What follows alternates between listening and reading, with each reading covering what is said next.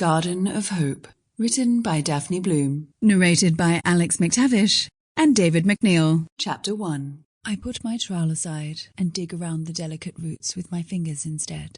Now that it is summer, I'm moving little saplings from my greenhouse to the garden east of the house. The dirt moves aside easily, the tiny granules falling around my fingers like water.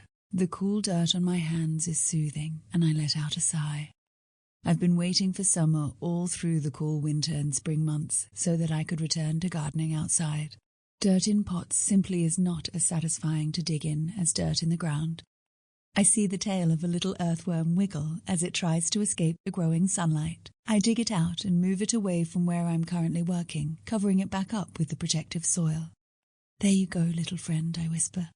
My sisters are terrified of worms, but our old gardener, Mr. Wright, taught me how necessary they are for a healthy garden, how they till the soil and leave fertilizer behind.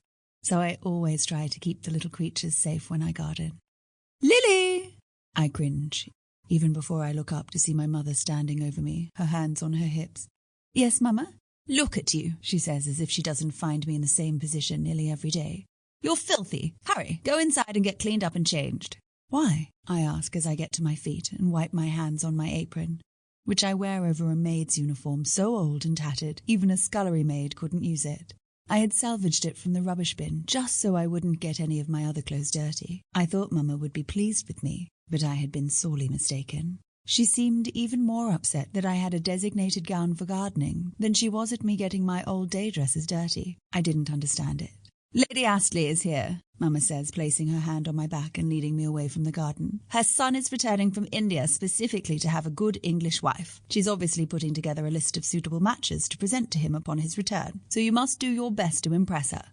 "Wait," I say, pulling away from her. "I can't leave the seedlings exposed. They'll dry out and my tools will rust." "Oh, Lily, do forget about the silly garden for a moment. You have plenty of seedlings. Lady Astley is waiting now." "It won't take a moment," I say.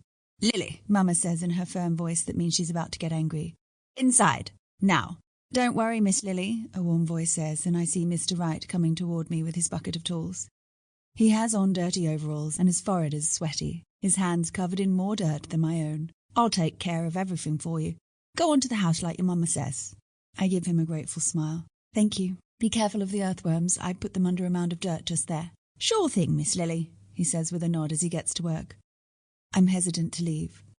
Of course Mr. Wright knows what he's doing, but I raised those seedlings myself and had been excited to plant them. "Oh, come along, Lily," Mama says, and I know I can't stay. Mama leads me down the small path to the larger main walkway that extends from the back. Sample complete. Ready to continue?